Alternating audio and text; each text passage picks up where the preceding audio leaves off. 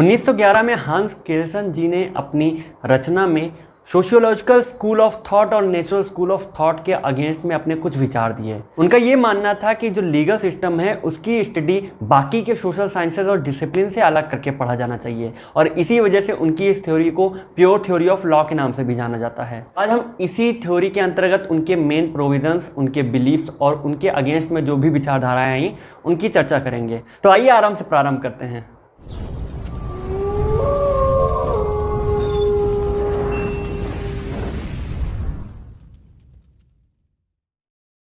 नमस्कार दोस्तों, स्वागत है आप सबका आपके अपने चैनल अल्फा लीडर्स में।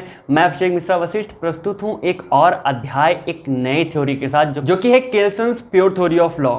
इसके अंतर्गत केल्सन ने लॉ की स्टडी जो है एज इट इज की जगह पे एज ऑट टू बी पे ज़्यादा ध्यान दिया। उनका ये मानना था कि बाकी के सोशल साइंसेस और डिसिप्लिन का लॉ सिस्टम में मिश्रित हो जाने की वजह से यह जो सिस्टम है वो बहुत ही अस्पष्ट हो गया है, तो इसको अलग करने के लिए इस प्योर थ्योरी को उन्होंने दिया था। इस तरह से समझते हैं कि मान लीजिए इस साइड पे सारे सोशल साइंसेज और डिसिप्लिन्स हैं और इस साइड पे एक छन्नी है। इस छन्नी में जब हम इन सोशल साइंसेज को छानते हैं तो इनको छानने के बाद लीगल सिस्टम में जो भी लॉ से रिलेटेड जो मैटर्स, जो प्रोविजंस बचेंगे उन्हीं की स्टडी की जानी चाहिए लीगल सिस्टम में, ना कि बाकी सोशल साइंसेस की। इसे ही हम प्योर थ्योरी ऑफ लॉ के नाम से जानते हैं। केल्सन की प्योर थ्योरी के जो कुछ प्रीमिसेस थे वो इस प्रकार हैं।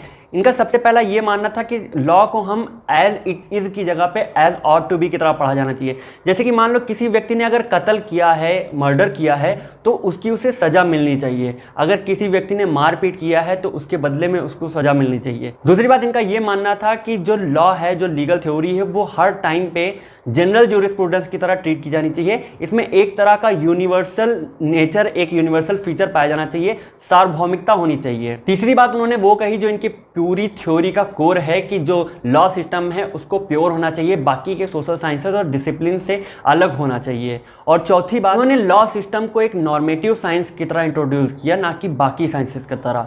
नॉर्मेटिव साइंस का मतलब उनका थॉट्स का केवल बखान मात्र ही नहीं है, बल्कि उनका समाज में एक एक्चुअल प्रैक्टिकल यूज होना, उनका टेस्ट होना होता है। उनकी पूरी थ्योरी का कोर कॉन्सेप्ट ग्रंड नॉर्म का कॉन्सेप्ट था, जिसके अंतर्गत वो ये मानते थे कि जो पूरा एक लीगल सिस्टम है वो एक हायरार्की की तरह है, एक नंबर ऑफ हायरार्की की तरह है, जहाँ पे टॉप पे एकदम एक्सट्रीम लेवल पे एक सुपीरियर नॉर्म है और उसके बाकी के नीचे जो है इंफीरियर नॉर्म्स हैं। और ये ग्रंड नॉर्म ही बाकी के जो लीगल सिस्टम है उनका कर्ता धर्ता और लॉ का स्रोत है या सोर्स है। इनकी प्रीमिसेस के बाद इनकी थ्योरी के अब इम्प्लीकेशंस पे अगर आते हैं तो इनके इम्प्लीकेशंस में सबसे पहला इम्प्लीकेशन आता है कि इन्होंने प्राइवेट और पब्लिक लॉज में कोई अंतर नहीं किया, क्योंकि जब सभी लॉ का सोर्स जो है ग्रंड नॉर्म है तो इसमें प्राइवेट और पब्लिक लॉ अलग अलग नहीं हो सकते। दूसरी बात, इन्होंने राइट्स की जगह ड्यूटीज पे ज़्यादा दबाव दिया, उस पर ज़्यादा जोर दिया।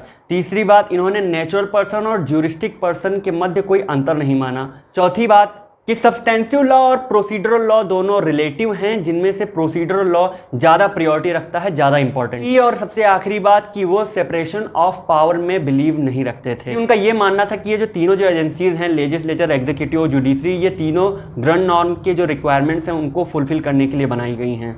इसके बाद बात करते हैं हम एच.एल.ए. हार्ट की थ्योरी के बारे में। हार्ट जी एक ब्रिटिश पॉजिटिविस्ट थे और वो एनालिटिकल स्कूल को मानने वाले थे। उन्होंने ऑस्टिन की पॉलिटिकल सुपीरियर या सॉवरेनिटी की थ्योरी को क्रिटिसाइज किया था। उसके बाद उनकी पूरी थ्योरी का जो कोर कॉन्सेप्ट था, जहाँ पे उन्होंने ज़्यादा दबाव दिया था, वो पावर और रूल पे था। इन्होंने रूल्स को दो पार्ट्स में डिवाइड किया, जिसमें पहला है प्राइमरी रूल और दूसरा है सेकेंडरी रूल। प्राइमरी रूल्स वो रूल्स होते हैं जो व्यक्ति को कुछ करने या ना करने के लिए बनाए जाते हैं, और सेकेंडरी रूल्स इसके सबऑर्डिनेट होते हैं जो प्राइमरी रूल्स के लिए बनाए जाते हैं, या फिर सेकेंडरी रूल का उपयोग नए प्राइमरी रूल्स को बनाने के लिए किया जाता है।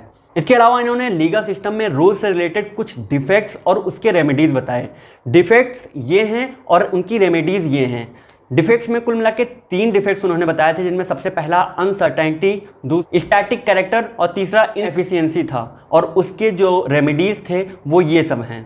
उसके अलावा एच.एल.ए. हार्ट की थ्योरी में जो एक इम्पॉर्टेंट पॉइंट, उनका ह्यूमन इंसाइट पे जो है ज़्यादा जोर देना था। उनका ये मानना था कि अगर कोई लॉ मेकर लॉ बना रहा है या व्यक्ति कोई लॉ को फॉलो कर रहा है तो उसके पीछे जो पावर है वो सैंक्शंस या कोई और पावर ना होके इंटरनल ह्यूमन इंसाइट या ह्यूमन एस्पेक्ट है वो होता है। या लॉज ऐसे होनी चाहिए कि व्यक्ति की अंदर से इच्छा आनी चाहिए उनको फॉलो करने के लिए, उनको पालन करने के लिए। और लॉ बनाने वालों को भी ये ध्यान रखना चाहिए कि वो व्यक्ति के, इंडिविजुअल या सिटीजन्स के विल के अगेंस्ट कोई लॉ ना बनाएं। केल्सन्स प्योर थ्योरी ऑफ लॉ और HLA हार्ट की थ्योरी में आज के लिए बस इतना ही। बाकी के वीडियो के लिए बने रहिए हमारे साथ। नमस्कार।